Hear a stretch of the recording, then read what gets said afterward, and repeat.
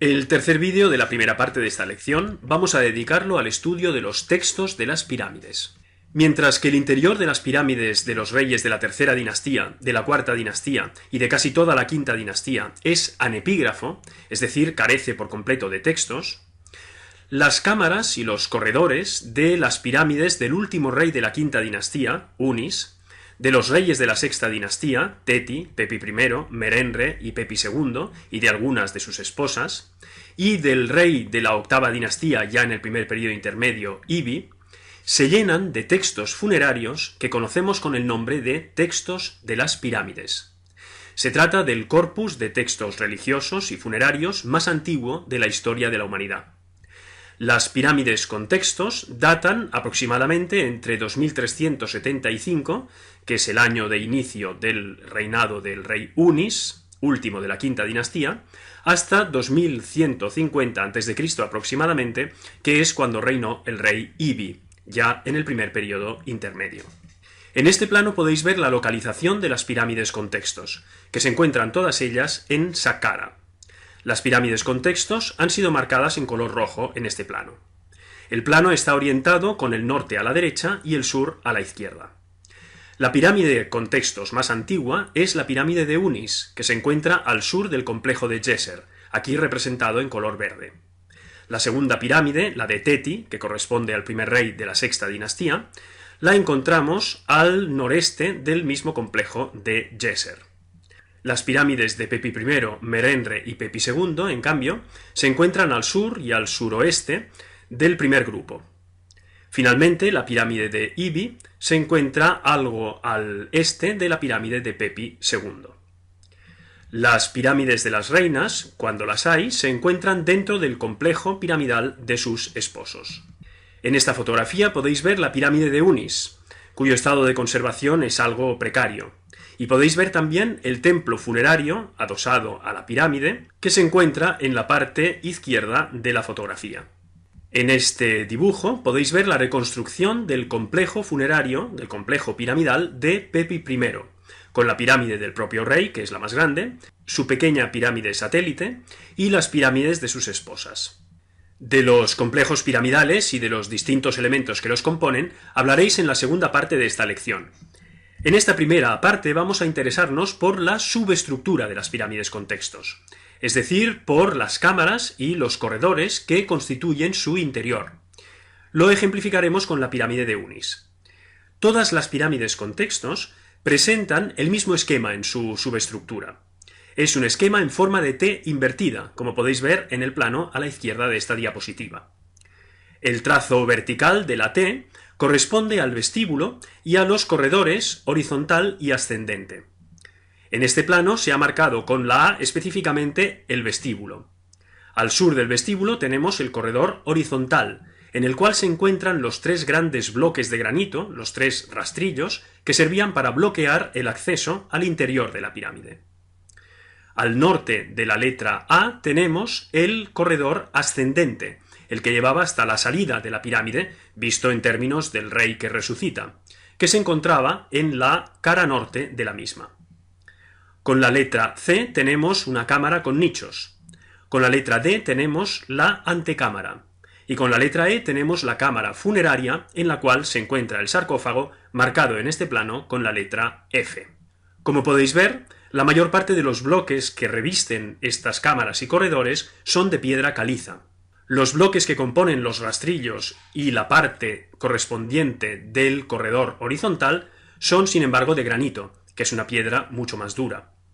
Y finalmente, la parte oeste de la cámara funeraria está revestida con bloques de alabastro. En las fotografías de esta diapositiva podemos ver la cámara funeraria de la pirámide, en este caso de Pepi I. En la fotografía de la izquierda, que está tomada mirando hacia el oeste, podemos ver el sarcófago y delante de él un bloque cuadrangular de piedra sobre el cual se colocaron los vasos canopos que contenían las vísceras del rey difunto. En la fotografía de la derecha, que está tomada mirando hacia el este, podemos ver el pequeño corredor que comunicaba la cámara funeraria con la antecámara. En las fotografías de esta otra diapositiva podemos ver a la izquierda el mismo sarcófago, visto esta vez desde la antecámara, y en la fotografía de la derecha una parte del corredor horizontal. Como podéis ver, todas estas cámaras y corredores están profusamente decorados con textos de las pirámides. En esta otra diapositiva tenemos dos detalles de estos textos, correspondientes a la cámara funeraria de la pirámide de Pepi I. Observamos que los textos están dispuestos en columnas, y efectivamente la disposición en columnas es mayoritaria en las pirámides.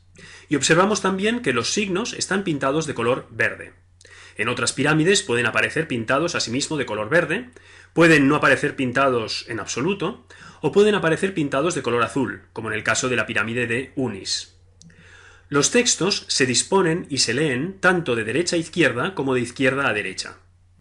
Sabed ya desde ahora que los textos jeroglíficos se empiezan a leer por allí por donde miran los signos que representan seres vivos. En un texto, todos los seres vivos miran siempre en la misma dirección. Si miran hacia la derecha, el texto se lee de derecha a izquierda, como ocurre con la fotografía de la izquierda de esta diapositiva. Si miran hacia la izquierda, el texto se lee de izquierda a derecha, como ocurre con la fotografía de la derecha. Conozcamos con más detalle los textos de las pirámides y empecemos por la cuestión de su antigüedad, puesto que la fecha de documentación, es decir, el momento en que los textos son esculpidos en las cámaras y en los corredores de las pirámides, no tiene por qué coincidir con la fecha de creación de los textos. Sabemos, en efecto, que muchos pasajes fueron compuestos a finales del Reino Antiguo, en el momento en que los textos estaban siendo esculpidos en las pirámides. Pero otros fueron compuestos a principios del Reino Antiguo, durante la tercera y la cuarta dinastía, o incluso antes, durante la época tinita o en el predinástico. Lo sabemos por cuestiones de lengua, pero también por cuestiones de contenido. En efecto, en algunos textos se nos habla del entierro del rey en una mastaba, o bien de que el rey tiene que sacudirse el polvo para poder resucitar. Es evidente que semejantes textos fueron compuestos en un momento en que todavía no existían las pirámides, y en que los entierros se efectuaban en mastabas o bien directamente en el suelo. En cuanto a la transmisión de los textos, sabemos que se hizo mediante copias en papiro, de las cuales prácticamente no se ha conservado nada, por eso os he puesto este signo interrogante, pero que sabemos que estaban en la base de las recensiones esculpidas de los textos.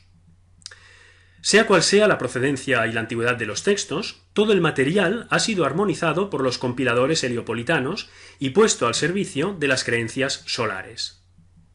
En cuanto a la función de los textos de las pirámides, podemos distinguir básicamente dos.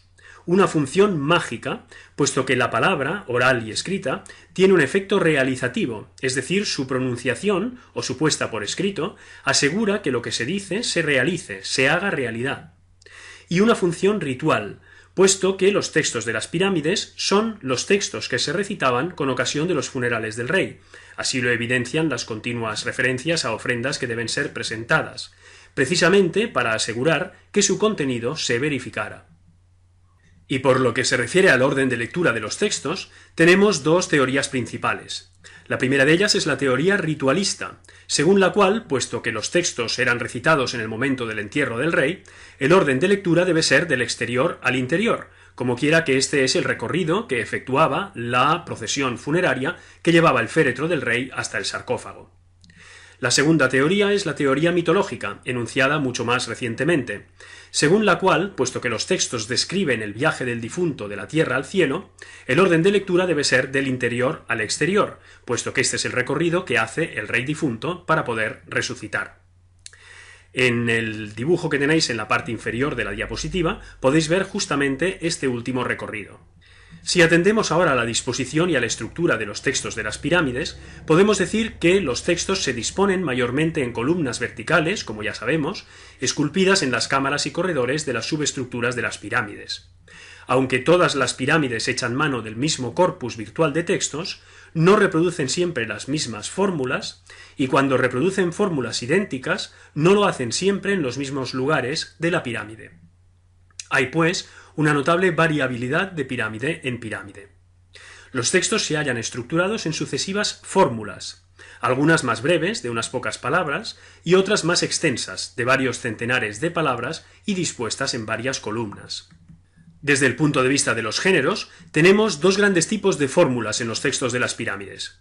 Por un lado tenemos textos rituales, que nos hablan, por ejemplo, de la presentación de una gran comida, pues los alimentos son la esencia de la vida y, por tanto, de los ritos de resurrección.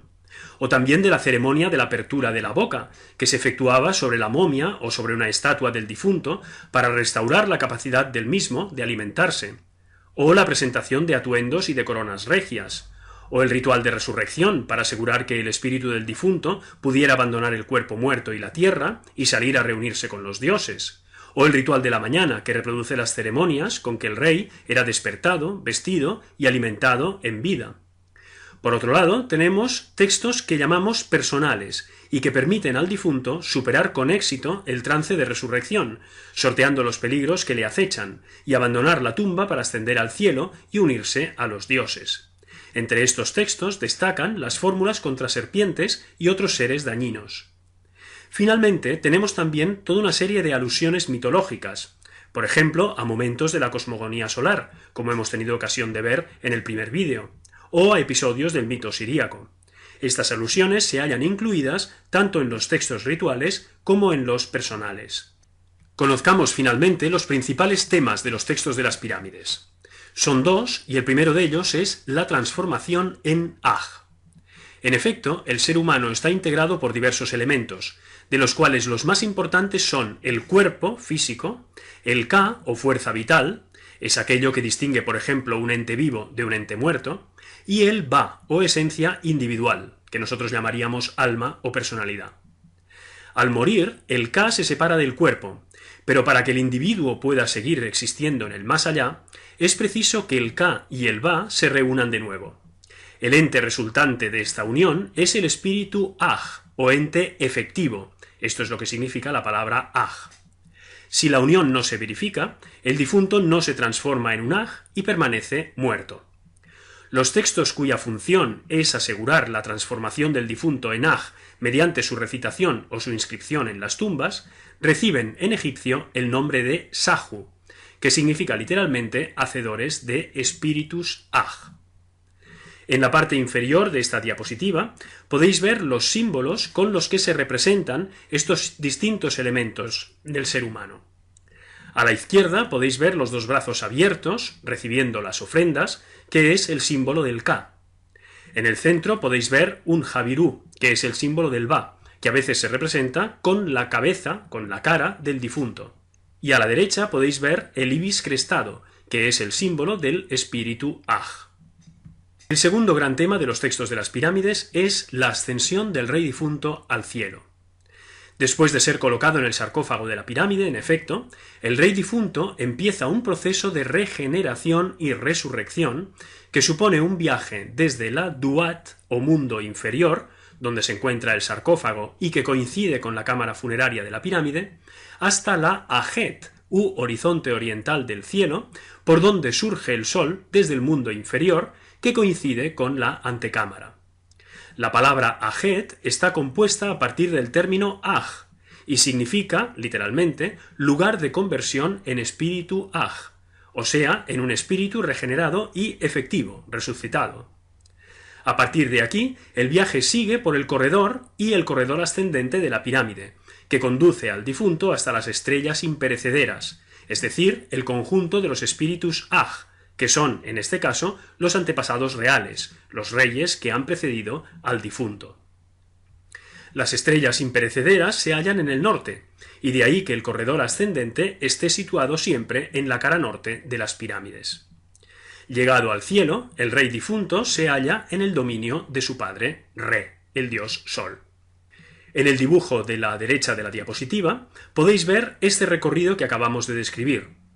Las dos cámaras de la pirámide son llamadas Duat y Ajet, como sabemos, y como vemos por sus nombres escritos, en oblicuo, encima de los techos de las mismas. Los pájaros y las flechas indican la dirección de lectura y el orden de lectura de los textos, del oeste al este y del sur hacia el norte. Y ahora os invito a leer algunos pasajes que describen momentos del viaje del rey difunto hacia el cielo. El primero de ellos reza así: que se coloque para él, es decir, para el rey difunto, una escalera hacia el cielo, para que él pueda ascender a través de ella al cielo. Él ascenderá sobre el humo de la gran incensación. Este Unis volará como un pájaro, y se posará como un escarabajo. Volará como un pájaro y se posará como un escarabajo en el asiento vacío del barquero que está en tu barca, oh Re. Un segundo texto reza de esta manera. Aquel que vuela ha volado. Pepi ha volado lejos de vosotros, oh seres humanos. Él no es para la tierra, Pepi es para el cielo. Este Pepi ha ascendido hacia el cielo como una garza.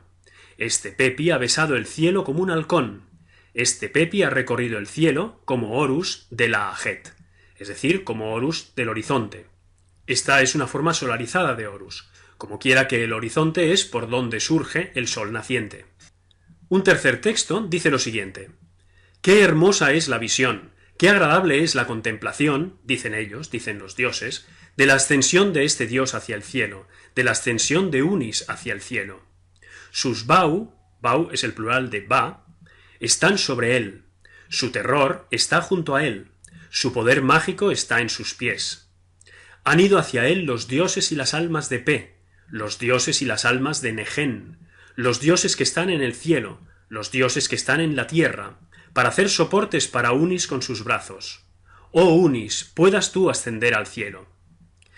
Las almas de Negen y las almas de Pe son las almas de Hieracómpolis y las almas de Buto, es decir, las almas de las capitales simbólicas del Alto Egipto y el Bajo Egipto respectivamente. Se trata en realidad de los antepasados míticos del rey, en tanto que rey del Alto y del Bajo Egipto.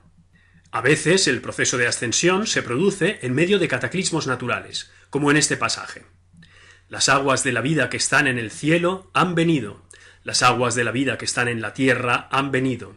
El cielo arde por ti, la tierra tiembla por ti, antes del nacimiento del Dios.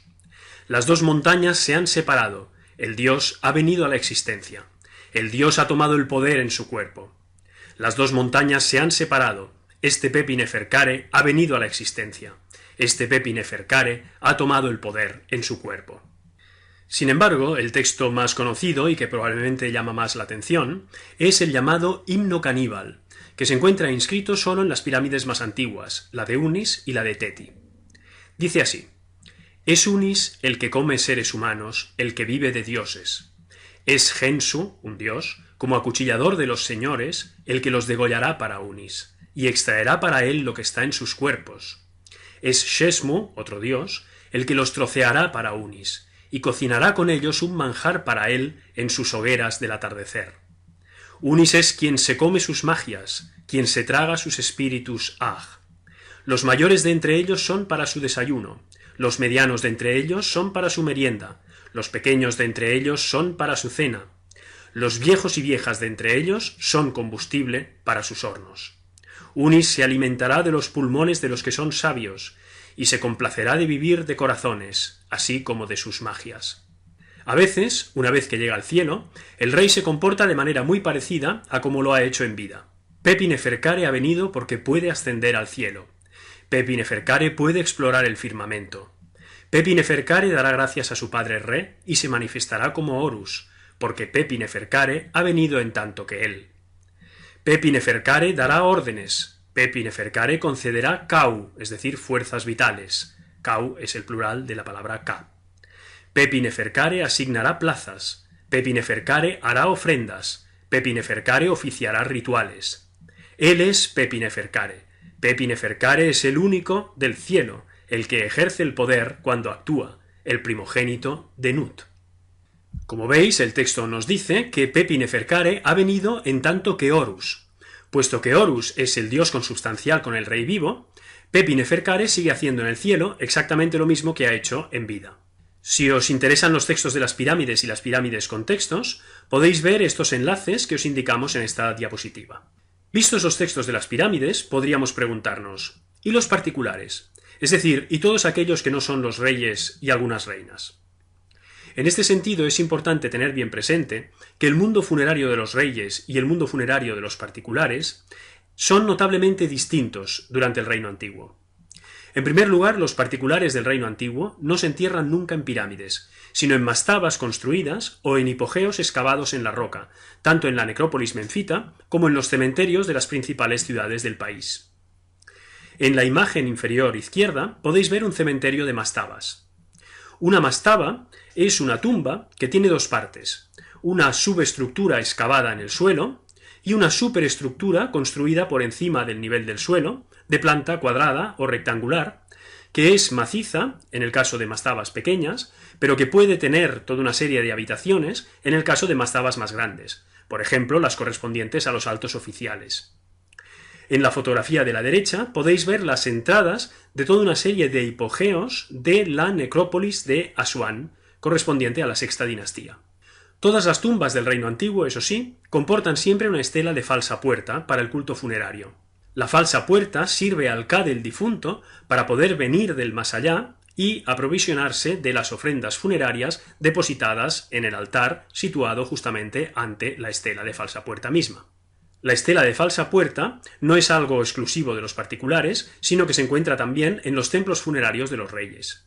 Por otra parte, en las tumbas de los particulares no aparecen los textos de las pirámides, que son exclusivos de la realeza. No hay ninguna alusión al dios Sol, a las restantes divinidades de la cosmogonía solar y a los episodios de esta cosmogonía. No hay textos de carácter mitológico. En tercer lugar, en los textos funerarios privados, al viaje del difunto por el más allá se dedican unas pocas frases, y tanto el recorrido como los destinos descritos son completamente distintos de los textos de las pirámides. El destino es la necrópolis y el occidente, donde gobierna Osiris, el dios de los difuntos, y no el cielo solar, donde gobierna Re, el dios Sol.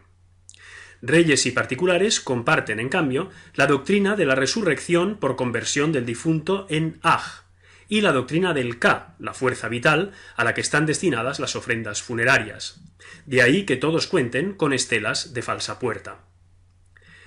En cuarto lugar, los temas principales de los textos funerarios de los particulares son la fórmula de ofrendas y la enumeración de las ofrendas funerarias y de las prerrogativas concedidas al difunto, el cursus honorum del difunto, es decir, la enumeración de sus cargos y títulos, y en algunos casos la autobiografía del difunto, es decir, la alusión, más o menos estereotipada, a algunos episodios de su vida.